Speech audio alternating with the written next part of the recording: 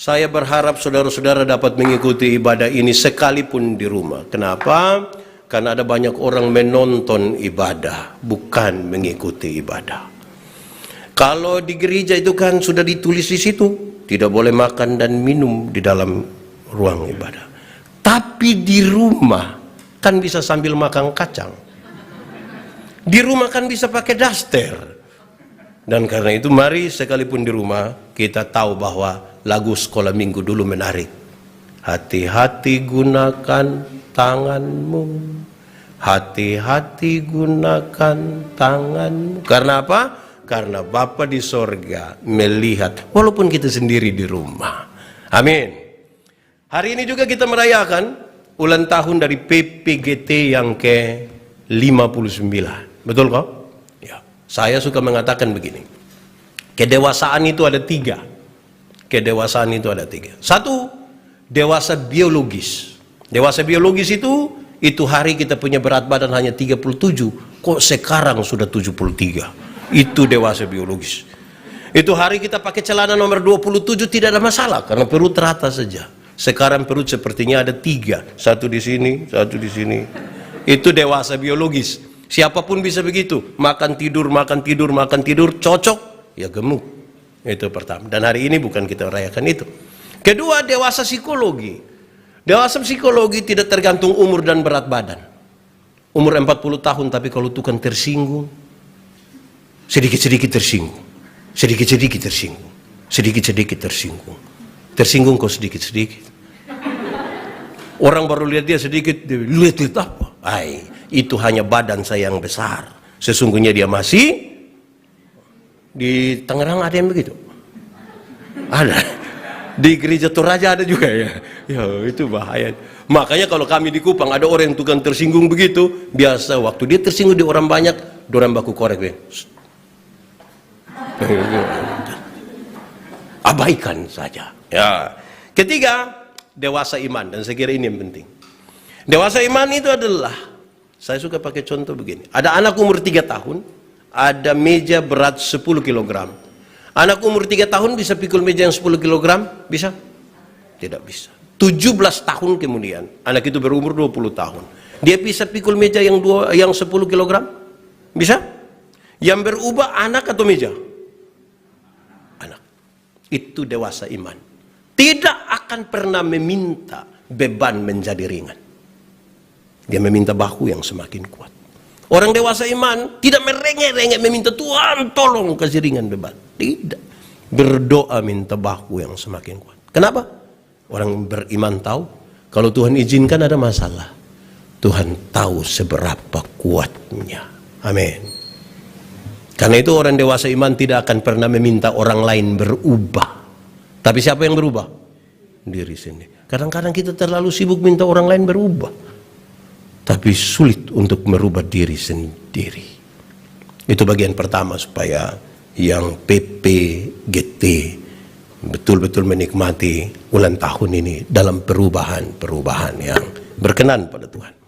Saudara-saudara, tema kita hari ini menarik. Di Minggu Advent ini bertempik sorak, hai Israel. Lalu kita membaca bagian ini, saudara. Tapi saya ingin mengatakan lebih awal di sini bahwa pengaruh seseorang dalam hidup kita, mempengaruhi sikap kita terhadapnya.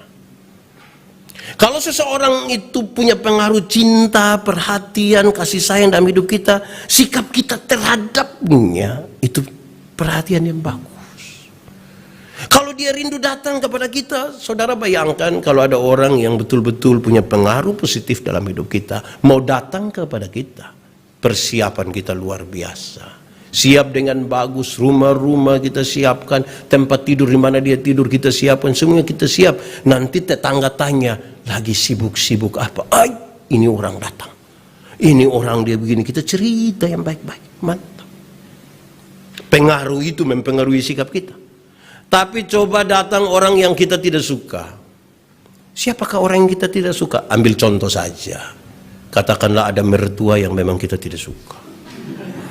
Atau orang Toraja memang suka mertua semua. Ya. Kalau mertua datang dari Toraja, dan mertua itu kita tidak suka. Cara persiapan kita tuh agak aneh. Ya kita siap terus orang tanya, kenapa sibuk-sibuk? Mertua datang. Hanya 4 hari, tapi aduh, macam 4 tahun. Pernah dengar itu kalimat? Atau sendiri omong? Iya. Kenapa mertua dibilang? Saya pun mertua tuh lahir di zaman Jepang. Jahat. Kalau begitu tuh saudara bisa bayangkan dia punya persiapan tuh seperti apa, ya kan? Saudara bayangkan bahwa sesuatu itu kalau penting dalam hidup kita, luar biasa persiapan kita. Saya kasih contoh.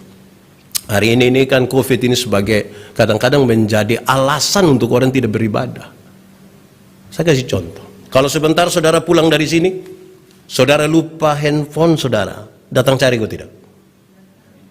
Kenapa datang cari? Kenapa tidak kasih, sudah biarlah koster dapat saja sudah biar. Kenapa saudara datang cari? Penting kan? Mahal kan? Itu saudara mau masuk rumah, sadar bahwa telepon tidak ada, saudara pulang. Saudara telepon orang di gereja, aduh tolong lihat saya punya handphone. Kenapa? Saya lupa. Ibu tadi duduk di kursi mana? Semua kursi saya duduk. Dia lupa. Penting, maka dia akan cari. Kenapa? Kalau sesuatu itu penting, sesulit apapun dia akan menemukan jalan ke situ. Itu sulit karena dia penting. Tetapi coba kalau sebentar saudara pulang, saudara lupa tisu yang saudara sudah pakai, lupa buang di kotak sampah. Datang cari? Kenapa tidak datang? Tidak penting kan? Saudara lihat, kalau sesuatu penting, kita menemukan apa? Jalan. Tetapi kalau sesuatu tidak penting, yang kita temukan apa? Alasan. Saya tidak tahu jemaat Tangerang lebih banyak punya jalan atau alasan. Anehnya banyak yang tidak ikut gereja, tapi sebentar jam 12 itu di mall dorang ada itu. Ya, soal ini soal penting tidak penting ini, dan ini serius bagi kita. Di sini juga ada yang begitu. Ada. Itu orang kita kenal.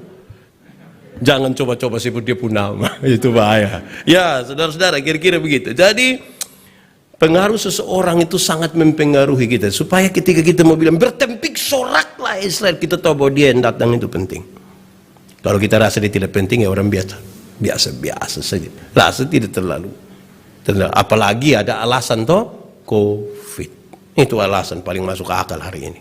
Untuk orang bisa apa saja. Nah saudara-saudara, pembacaan ini sekaligus adalah sebuah penggenapan yang saya bernubuat bahwa akan ada satu orang yang duluan mempersiapkan jalan untuk Tuhan. Karena itu saudara-saudara, ini penggenapannya. Yohanes tampil dan berseru-seru. Sebuah catatan ringan untuk kita pahami bahwa segala sesuatu mesti dilihat dengan utuh. Harus dilihat dengan utuh. Ini penting. Kita membaca Alkitab saudara. Alkitab paling tidak hanya terdiri dari sebuah kronologi yang ada 5 bagian.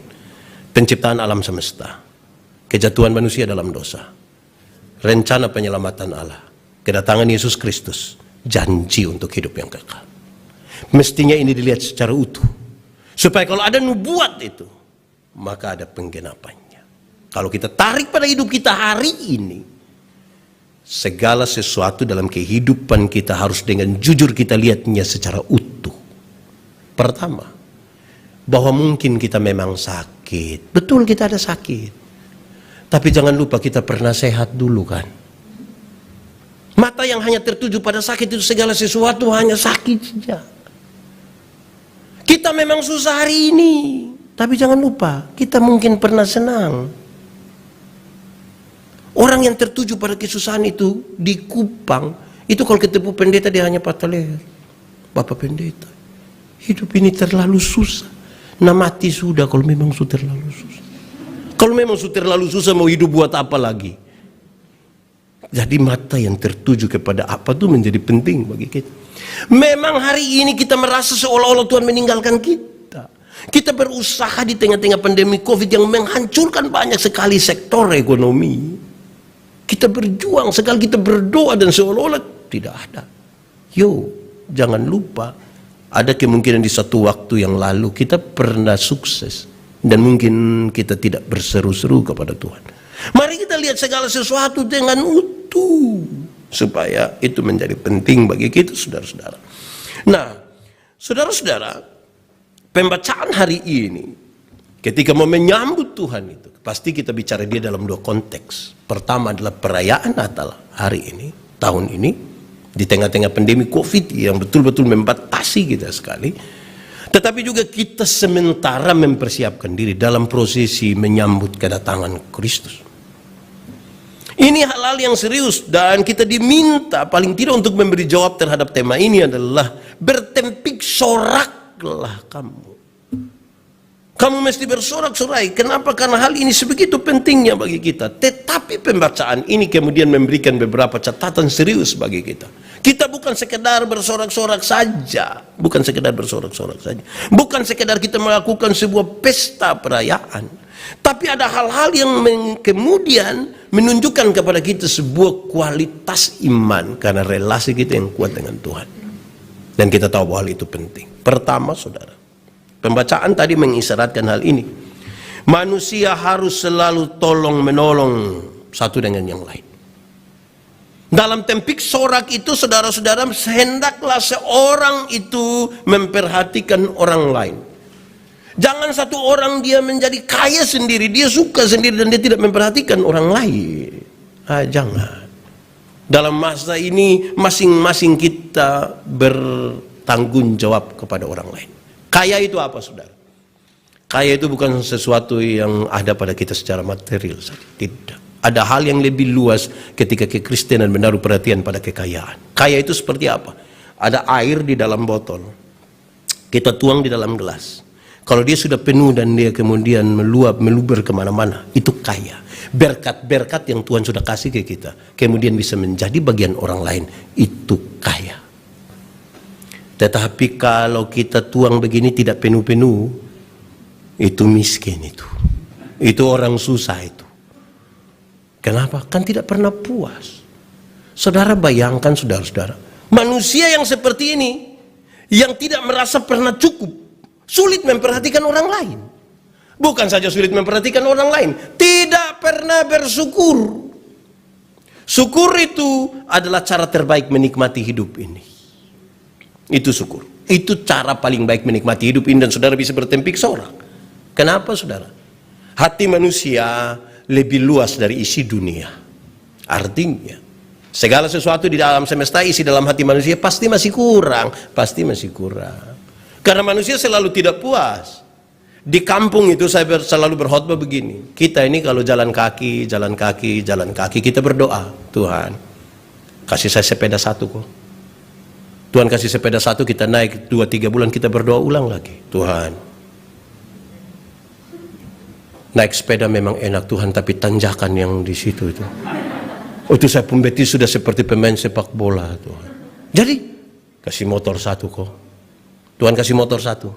Naik 5-6 bulan kita berdoa ulang. Tuhan, naik motor memang enak Tuhan, tapi istri saya berat 80. Anak kami 3 orang dan montok-montok semua.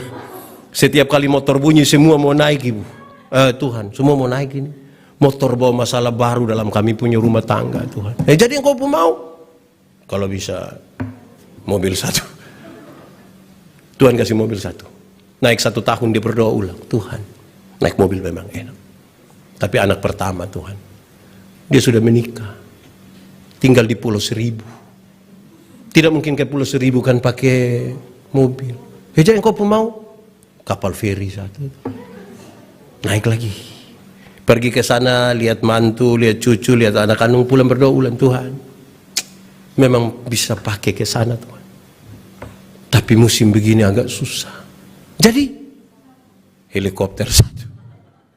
Meminta tidak soal, toh memang harus kepada Tuhan kan kita memang.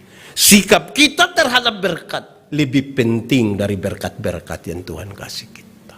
Amin kan? Itu baru bisa kita bertempik sorak. Itu baru bisa kita bisa menolong orang lain. Banyak orang tidak menolong orang lain. Banyak orang menolong dirinya sendiri. Saya membayangkan saudara, ada orang ketika buah terlalu banyak, daging terlalu banyak di dalam kulkasnya, dia panggil, "Adek, nanti ambil buah di kulkas ya. Bawa saja semampu. Bawa juga daging itu." Kenapa? Dia tidak mau makanan itu busuk di kulkasnya. Dia tidak mau nanti rumahnya yang bau. Kalau mau bau, bawa saja di kau rumah ya. Bukan di saya purung. Seperti menolong. Seolah-olah menolong. Tapi sesungguhnya bukan menolong. Dia geser sedikit masalah. Orang lain yang dapat. Saya kira itu jadi masalah buat kita. Karena itu saudara-saudara, mestinya yang seorang merasa yang lain itu penting. Tadi malam saya baru berkhotbah tentang solidaritas kita terhadap orang lain. Mestinya kita penting. Kenapa kita mesti solidar, saudara? Satu hal yang sangat penting bagi kita adalah dalam persekutuan umat percaya kita digambarkan dengan sangat baik. Kristus kepala dan kita adalah anggota-anggota dari satu persekutuan. Alkitab mengatakan dengan sangat baik bahwa mata karena dia mata, dia tidak lebih penting dari telinga. Tangan tidak lebih penting dari kaki. Hendaklah yang seorang merasa bahwa yang lain itu penting bagi dirinya. Siapa yang malam-malam ketika dia perut sakit mau ke belakang, terus kaki bilang ke perut, jangan marah, bisa sendiri ya. Tidak bisa kan? Bisa sama-sama. Tidak bisa kita kasih tinggal perut jalan sendiri, kaki tidak bisa. Sama-sama. Alkitab bilang, kalau jari terluka, mata ikut menangis. Dan kalau mata menangis, tangan saya sulit pakai bahasa Indonesia, pakai bahasa kuping melap. Apa ini namanya? Melap, sudah. Yang penting saudara mengerti itu cukuplah.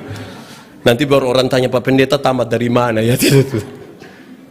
Supaya yang semua orang merasa penting tahu dalam hidup ini. Saya berkhotbah tentang persekutuan. Persekutuan itu harus kita kelola dia seperti makan kolak. Tahu kolak? Pernah makan kolak? Kolak terdiri dari apa? Ubi, pisang, gula, santan. Sudah jadi dia pun nama kolak. Setelah dia jadi kolak, kita makan pisang. Masih ada rasa pisang kok tidak? Masih. Tapi ada cita rasa baru yang ditambahkan sebagai bagian dari sebuah persekutuan. Tidak ada upaya saling menghilangkan. Bisa berkumpul bersama-sama di satu tempat. Semua penting. Bukan kita mau makan kolak, kita makan ubinya di sana. Terus pindah makan pisang di sana. Pindah lagi minum santan di sana. Baru terakhir duduk di atas kompor di sini. Kan tidak begitu.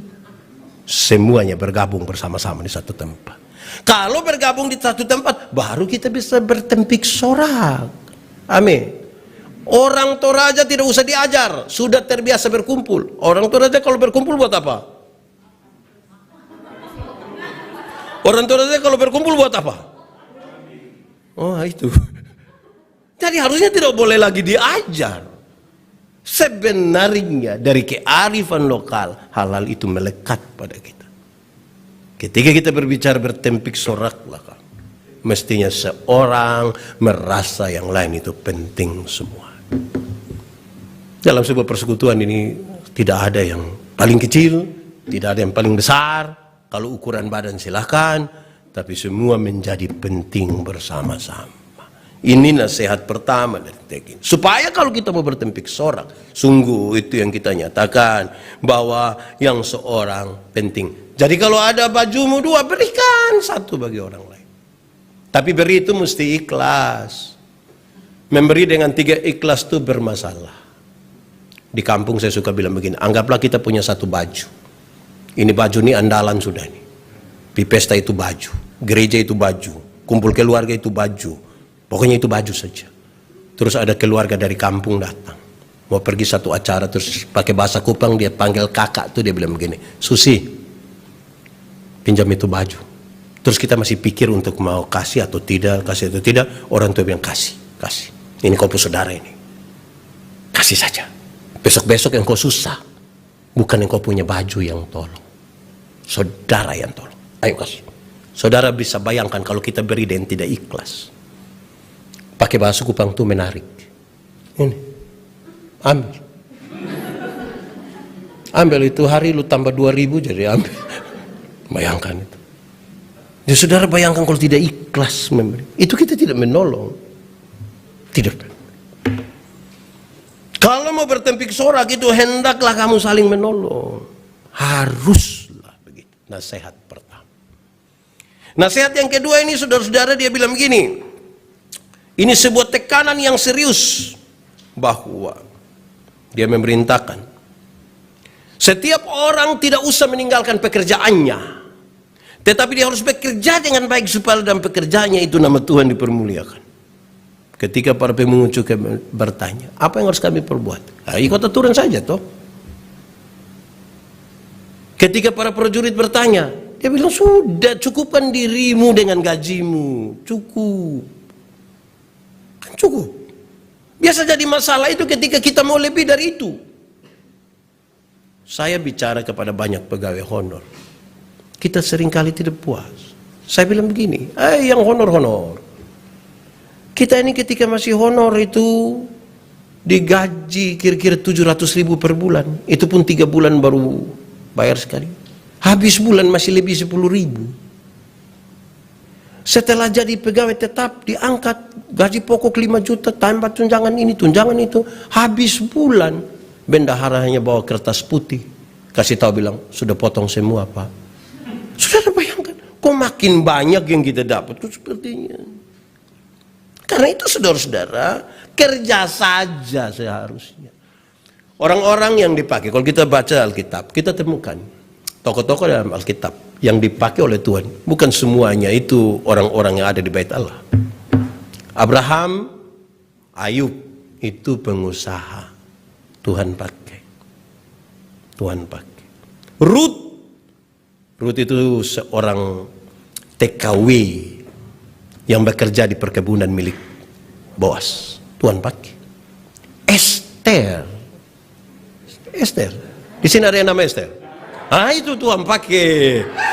Tuhan pakai.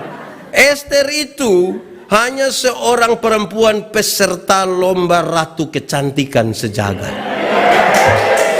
Luar biasa. Esther, Shalom. Tuhan pakai, tidak meninggalkan pekerjaannya kan? Daud, ada Daud, Tuhan pakai. Makanya Daud itu tidak tidur tadi malam dia, Tuhan pakai luar biasa. Daud itu dulu hanya gembala kambing domba di padang, hanya gembala kambing domba di padang, yang papanya sendiri tidak percaya padanya. Ketika mau dicari salah seorang dari anak-anak Isai untuk menggantikan Saul, dia pun bapak juga tidak yakin.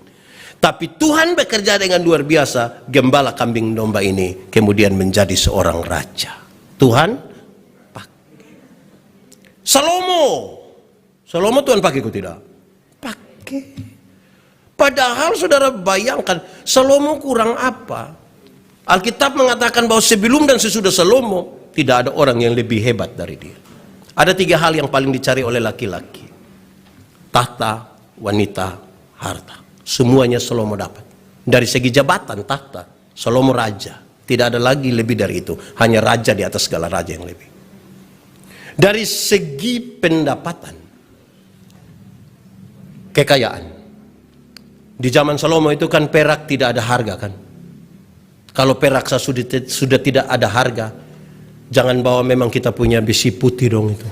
Itu tidak pakai di sana, itu tidak pakai. Iya, gelang-gelang gading dong itu tidak pakai di zaman Salomo. Emas 24 karat, dan pendapatan emas Salomo per tahun yang didapat dari para bupati, yang didapat dari para saudagar di luar dari persembahan para bupati, yang dia dapat itu per tahun adalah 666 talenta. 1 talenta beratnya kurang lebih 34 kilogram. Jadi kalau 6 talenta berarti 666 kali 34, dia dapat emas per tahun. Kira-kira 23 ton emas. Itu lebih dari batu aki gitu. Kalau kita konversi dengan harga emas sekarang mungkin kira-kira 17 atau 18 triliun. Kita punya 10 gram, kita pakai semua di gereja bergantung di luar. Dia punya 23 ton. Itu kalau dia pakai semua mati dia di tengah-tengah emas. Yang ketiga dari segi wanita. Salomo punya istri ada 700, tambah 300 gundik. Berapa semua? 1000. Saya yakin nama separuh dia tidak kenal. 1000 ini mau hafal satu-satu. Pakai bahasa Kupang, kalau ada yang lewat paling dia bilang, "Woi, nama siapa dulu?" Kalau satu hari dia dengan satu orang dari istri-istrinya, dia butuh kurang lebih 3 tahun baru putar sampai istri pertama. Wah, itu berat itu. Itu kalau sudah sampai itu sudah pemilu berikut itu. Tapi Alkitab mengatakan, kita baca Alkitab butuh bijak-bijak ya. Alkitab terdiri dari informasi dan ajaran. Biasa gereja Tuhan jadi rusak itu kalau orang bikin informasi jadi ajaran. Tagal dia mau kawin 2, dia bilang, "Kenapa Salomo bisa 700? Saya baru mau 2, kamu sularang-larang lagi." Di sini ada yang begitu. Yang mau ambil 2. Woi, jangan coba-coba. Salomo punya itu cantik-cantik semua. Anak-anak para raja, salah satunya putri Firaun. Bukan sama kayak nona-nona dari ini, gagah-gagah semua. Mantap ini. Tuhan pakai dia. Saudara lihat, bahkan dalam kerendahan hati dia mengatakan, "Jikalau bukan Tuhan yang bangun rumah." Tuhan pakai Petrus, nelayan di Galilea. Tuhan pakai dia. Tidak usah tinggalkan pekerjaan. Walaupun kemudian Tuhan bilang begini, "Engkau tidak lagi penjala manusia, penjala ikan, engkau menjadi penjala manusia." Tidak dimaksudkan supaya dia tidak isi perut, bukan. Tapi ada sesuatu yang penting dalam hidup yang harus dia ingat. Tuhan pakai siapa? Simon orang Selot, seorang anggota dari partai politik yang sangat revolusioner. Tidak suka lagi dengan penjajahan Romawi. Tuhan pakai Lewi, pemungut cukai. Tuhan pakai Onesimus, seorang budak. Tuhan pakai siapa lagi? Tuhan pakai Filemon, seorang pengusaha. Jadi semua orang Tuhan pakai, termasuk saya, termasuk saudara.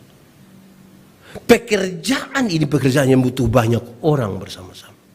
Tapi seringkali kan kita rubah, seolah-olah tanggung jawab pelayanan ini, itu para pendeta, orang-orang majelis itu yang mulai. Kalau kami ini sudah yang penting ada ibadah, kami ibadah.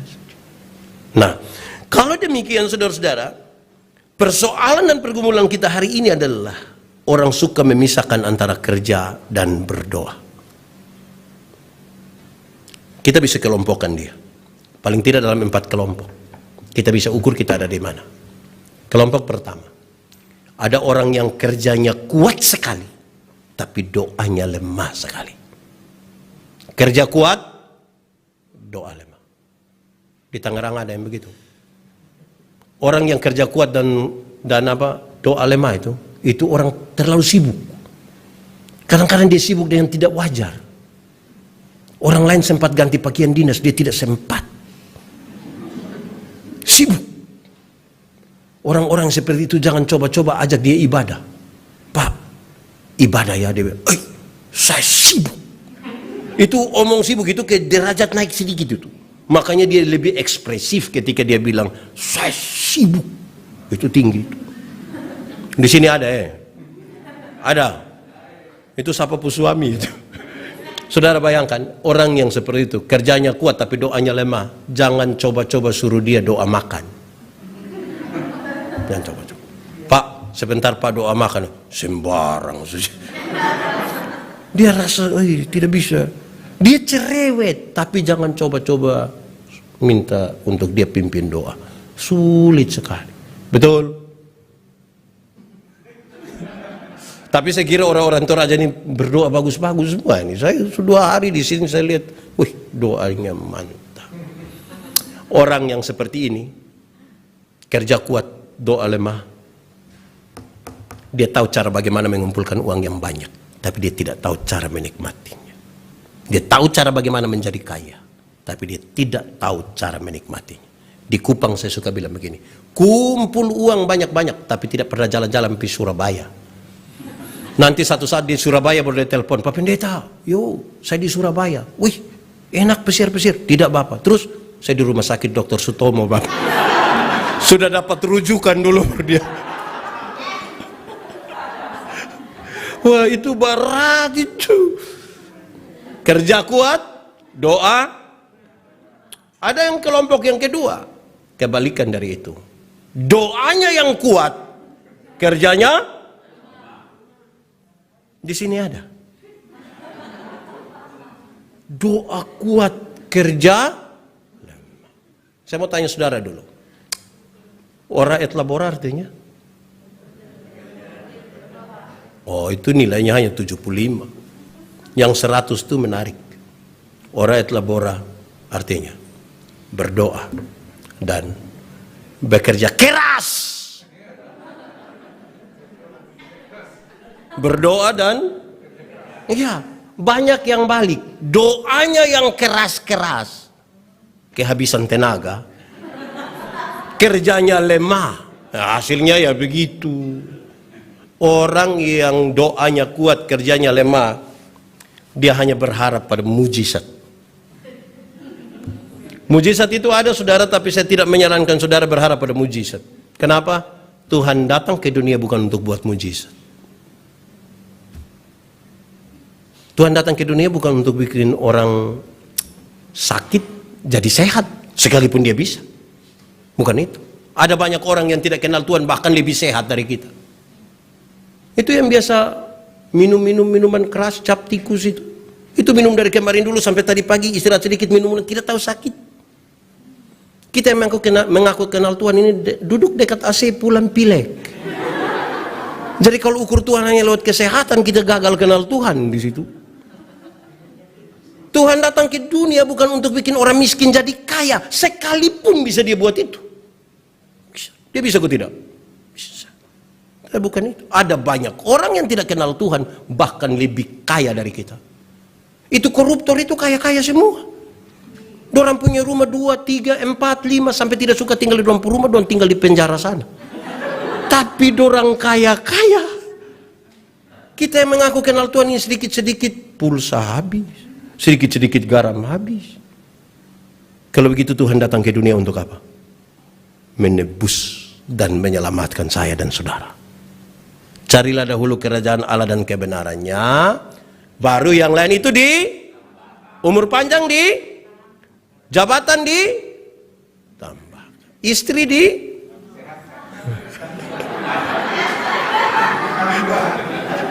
bilang istri tambahkan, ibu-ibu langsung merah itu. Istri diberkati saja, urus satu kita pusing mau ke Salomo lagi kita. Lebih. Saudara bayangkan susah ini. Saudara, ini hal yang saya kira penting bagi kita. Ini iblis ketika tahu Tuhan Yesus, terus dia bilang, kalau engkau anak Allah, rubah batu ini jadi roti supaya engkau makan. Tuhan Yesus rubah atau tidak? Bukan karena dia tidak bisa rubah. Bukan karena dia juga tidak mau ikut iblis memperintah. Bukan. Dia mau kita berproses. Masa mau makan roti saja pakai mujizat? Kalau bikin roti pakai mujizat, pasti di bakery itu mujizat tiap hari. Roti inilah roti itu. Doraemon kalau begitu dia pun nama. Tuhan mau kita berproses. Berdoa dan keras. Keras itu harus dipakai itu. Kalau tidak baik. Ketiga, kelompok yang ketiga. Ada kelompok orang yang kerjanya lemah, doanya juga lemah. Orang yang kerja lemah dan doa lemah, sesungguhnya dia tidak ada lagi di dunia. Karena orang yang di dunia dia tahu dia harus kerja dan sedikit lagi dia mesti berdoa. Gitu. Orang yang kerja lemah dan doa lemah, itu dia suka ucapkan kalimat ini. Pak Pendeta, hidup itu mengalir saja. Saudara setuju dengan kalimat itu? Hidup itu mengalir saja. Setuju? Kalau saya tidak setuju. Kenapa? Mengalir itu pakai prinsip air. Bergerak dari tempat yang lebih tinggi ke tempat yang lebih. Nah kalau misalnya dia mengalir menuju WC, hidup itu kita yang tentukan. Dalam satu hari seorang manusia mengambil keputusan antara 300 sampai 1500 kali keputusan. Itu semua berkonsekuensi ke masa depan. Contoh, bangun tidur, mau turun atau tarik tambah selimut. Keputusan kan? Bangun tidur, mau berdoa dulu atau foto. Itu juga keputusan. Iya kan? Kenapa hari ini pendeta Yandi berkhotbah di sini? Karena saya pernah ambil keputusan 27 tahun yang lalu untuk sekolah teologi. Hari ini saya berkhotbah di sini. Kita semua yang ada hari ini adalah buah dari keputusan masa lalu. Karena itu keputusan menjadi penting. Tidak bisa bilang hidup ini mengalir saja. Nanti ke laut atau ke tanah, ke dalam tanah. Ke dalam saja ya. Ada masalah di situ. Keputusan. Saya mau tanya saudara, mie, super mie, masak cepat atau lama? Cepat kan? Teorinya cepat, prakteknya bisa lama kalau kita tidak segera mengambil keputusan. Kalau saya bilang istri saya, mama, saya mau makan mie, terus ibu lari ke dapur 2-3 menit, terus dia balik, dia tanya, pak, mie goreng atau mie kuah?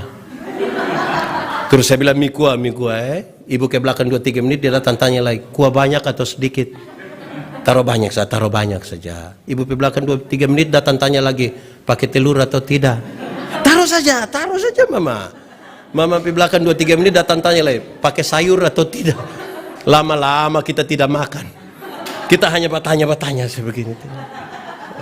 Itu masalah. Ambil keputusan. Bagi seorang perempuan dewasa umur 27 tahun belum menikah, ada 2 laki-laki suka dengan dia, yang harus dilakukan adalah ambil keputusan. Tidak bisa oh ya, sudah dengar itu ya, itu. Tidak bisa tiap hari, tiap malam dia hanya bilang ini atau ini. Oh, keputusan. Orang yang kerjanya lemah, doanya lemah, itu dia hanya hidup dalam hayalan saja. Menghayal. Coba kalau saya, coba apa? Saya mau tanya yang anak muda, yang PP, GT. Kalau hari ini saudara dapat uang 1 miliar, buat apa? Hari ini saudara dapat uang 1 miliar, buat apa? Kasih orang miskin kok tidak? Kasih kok? Kasih berapa kira-kira? 100 juta boleh? Naik sedikit? Saya lihat saudara ini berat-berat saudara ini. Kalau pendeta Yandi dapat 1 miliar hari ini, semuanya saya kasih orang susah, semua. Nanti Pak Pendeta dapat apa? Nanti baru menghayal lagi ya. Saudara ini baru menghayal saja sudah sekikir. Baru menghayal ini. Belum ada apa-apa, ini hanya diminta menghayal saja. Sudah sekikir ini. Saya yakin saudara susah kaya nih, saya lihat ini. Bagaimana tolong orang kalau menghayal saja sudah sekikir? Berat itu. Berat. Terakhir, orang yang doanya kuat dan kerjanya juga keras.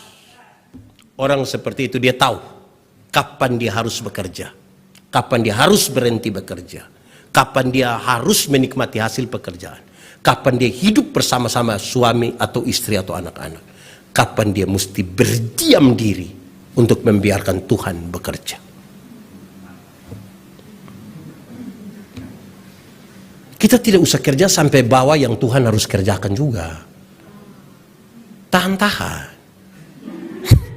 Kita terlalu semangat ini, yang gasnya lebih dari Tuhan. Akhirnya kita tidak menikmati hidup ini. Tuhan mau begitu. Nah, kita bisa ukur kita ada di kelompok mana. Termasuk yang ada di rumah semua, ukur baik-baik. Minggu depan gereja onsite. Tuhan memberkati kita ya begitu. Ya ketiga, khotbah masih ada ya, 1 poin. Agak lama sedikit. Terakhir saudara, saya ingin mengatakan kepada kita. Yohanes mengatakan dirinya, maaf, saya hanya perintis. Saya bukan siapa-siapa. Saya membaptis kamu dengan air sebagai tanda pertobatan. Dia yang kemudian daripadaku, lebih berkuasa daripadaku. Bahkan membungkuk untuk memegang tali kasutnya pun saya tidak layak kepadanya. Dia akan membaptis kamu dengan Roh Kudus dan api. Dia mau kasih tahu, dia bukan siapa-siapa. Dia tidak bawa orang datang kepada dirinya. Dia bawa orang datang kepada kecelakaan terbesar dari kami adalah, saya sebagai pendeta adalah membawa orang datang kepada saya, bukan datang kepada Tuhan. Itu jadi masalah. Di gereja kami ketika saya masih ada di kantor sinode, kalau ada jemaat suka dia punya pendeta, itu menarik sekali. Kalau ada surat tugas mutasi, mereka datang. Bapak Ibu pendeta, tolong jangan kasih pindah kampung pendeta. Kenapa? Kami sementara membangun. Oh, dia kepala tukang. Jadi kalau dia pindah bangunan tidak jadi. Itu kalau dia suka pendetanya. Kalau tidak suka, don't bikin surat. Tolong kasih pindah. Ini sudah menghancurkan jemaat ini, tidak bisa ini. Mungkin di gereja Toraja ada juga ya. Saudara, kadang-kadang kita melihat pada manusia lebih besar daripada kita melihat pada Tuhan. Saudara, salah satu teori dari menyembah Tuhan dalam roh dan kebenaran adalah Tuhan menjadi satu-satunya pusat. Bukan musiknya, bukan yang pimpin pujian, bukan pengkhotbahnya, bukan ornamen apapun. Tuhan menjadi satu-satunya pusat. Saya bukan siapa-siapa. Saya ingat seorang sahabat pendeta saya, dia bercerita kepada saya, Pak Pendeta, saya beberapa kali ke Israel. Terus, waktu pergi pertama Pak Pendeta, itu kalau orang kasih tahu, ini kubur Yesus, saya foto di situ. Ini Taman Getsemani, saya foto di situ. Waktu pulang, jemaat tanya, Mama, sudah pulang? Yuk, cerita sedikit. Saya buka ini foto-foto. Waktu buka foto kubur Yesus, saya ada di sana. Waktu buka Taman Getsemani, saya ada di sana. Pak Pendeta, saya malu sekali. Terus saya bilang, Mama, jangan sampai waktu di Getsemani bukan Tuhan Yesus yang kena tangkap.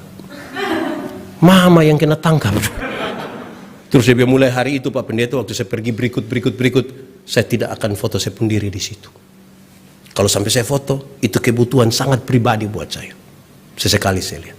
Tapi untuk kepentingan orang lain, saya kasih tahu, ini kubur Yesus. Ini. Saya tidak boleh ada di situ. Karena saya bukan siapa-siapa. Ini perenungan serius bagi kita. Pernyataan iman bahwa kita bukan siapa-siapa. Kita hanya ingin mengatakan, Tuhan. Yohanes Pembaptis di penjara. Dia kirim orang bertanya kepada Yesus, Engkaukah Mesias itu? Tuhan Yesus jawab, seperti yang engkau lihat. Because tadi begitu. Terus Yohanes hanya jawab, oh iya, saya mati dulu ya. Selesai. Tidak ada jasa dalam tanda petik. Dia hanya perintis. Dia tahu dia bukan siapa-siapa di situ. Sulit sekali saudara kita, para pendeta ini, seperti saya misalnya, ketika bawa orang lebih banyak datang kepada saya, tiba-tiba orang bicara tentang pendeta lain, saya rasa, bukan saya lebih baik. Jadi karena pusatnya ada di saya, ganti dia punya pusat. Pusatnya harus ada di Tuhan. Manusia ini akan selesai. Tapi Tuhan harus terus ada dalam hidup kita. Supaya ketika kita bertempik sorak, tulus. Saya senang perayaan Natal semalam. Aman, jalan baik. Kalau kita tanya komentar, semua baik.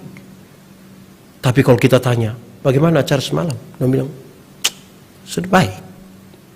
Tapi, nah itu semua yang tidak baik, itu yang dia omong itu.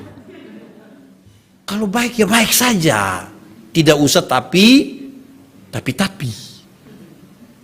Sebab itu biasanya jadi alasan paling baik. Saya bilang begini, orang kalau mau menipu tuh, kalau dia mau bungkus baik-baik, dia akan pakai sebenarnya dan tapi.